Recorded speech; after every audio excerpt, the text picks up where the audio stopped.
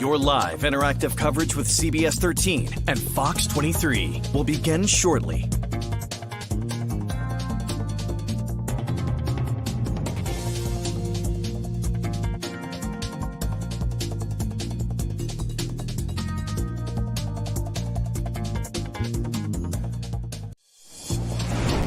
Your live interactive coverage with CBS 13 and Fox 23 starts right now. Good afternoon. Happy Sunday. Hopefully everyone out there got a chance to enjoy a nice weather day, especially after last night's snow, sleet, rain, all that sloppiness that kind of came with our first storm of the spring. Thanks for joining us. I'm Owen Kingsley here on our weekend headline segment. Thanks for joining. Again, for as far as our shows go tonight, we do not have a 6 o'clock show on CBS 13 because of March Madness going on right now. Miami and Texas are still in the first half of their final game of deciding the last team to go into next weekend's Final Four. That's going on right now on CBS 13. Later tonight, though, do have our normally scheduled newscast, 10 o'clock on Fox and 11 on CBS. So you get all these stories and Ryan's forecast coming up later tonight. So let's get into a little bit of what we are working on here on the weekend. We do, unfortunately, start with some tragic news coming from northern Maine. This is an article on our website you can read right now with more details. Police say a driver and a homeowner are dead after a car crashed into a house in Madawaska. As I said, this is our full story we have right now online if you'd like to get caught up on more of the details. But last night around 8:30, police say a Madawaska man was traveling south on 19th Street and failed to make a turn at the intersection with Bellevue Street. The van he was driving crashed into a home, and the driver and homeowner inside were both pronounced dead at the scene. Our media partners, the Bangor Daily News, have identified the driver as 47-year-old Sean Cody and the homeowner as 71-year-old David Morin, saying Morin is a former selectman for the town. The cause of the crash is still under investigation, but police say speed appears to be a factor.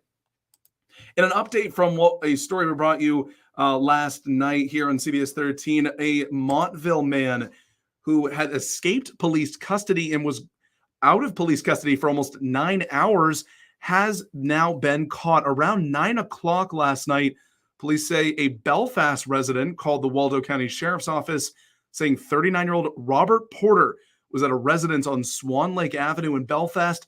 Officers went to the home and arrested Porter without incident. Porter ran from police yesterday afternoon while at an area hospital being treated for an ongoing medical issue.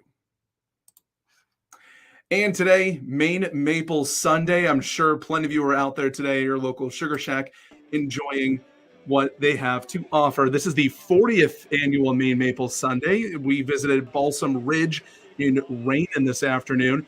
Just over 100 Sugar Shacks in Maine total are participating in this year's festivities. And in Balsam Ridge, the line to get to that sugar house just kept going and going and going. The owner of Balsam Ridge, Dewey Loy, was busy making syrup all day. A huge weekend for the industry. He says this turnout is what helps keep them in business. We worked for all season to see folks come out, and this is the best part. There's so many people. This is great. It's a beautiful day. Our Asia Reed has that full story coming up at 10 and 11 if you'd like to check out what more people had to say about Maine Maple Sunday.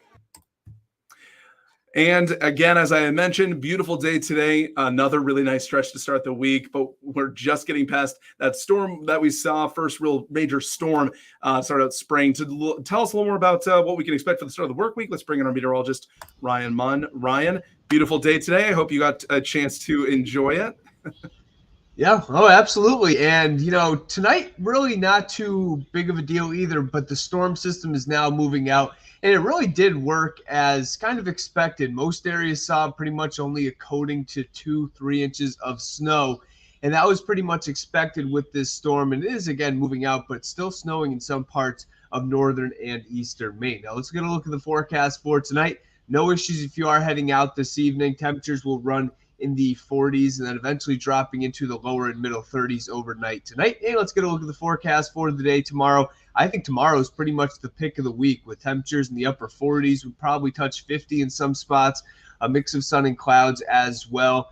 And again, it's also, too, I do want to mention that we could be looking at maybe some very sneaky rain or snow showers tomorrow night into early on Tuesday for the southern part of the state. I'll talk about that and the 7-day forecast, though. More details coming up in early 10 and 11. Perfect, Ryan. Yeah, so you can check out Ryan's forecast for this beautiful start to the week coming up again at 10-11 on Fox and on CBS. Well, finally, what I wanted to share with you guys today, those who are bar goers here in Portland certainly know Bullfini's, and today was final call downtown in the Old Port this afternoon. Bullfini's spent 21 years there on 4th Street, and today they are closing down for good. A packed house. Many took one more chance to get that last drink. Bullfini's shut down for more than 2 years during the pandemic and recently reopened back in August.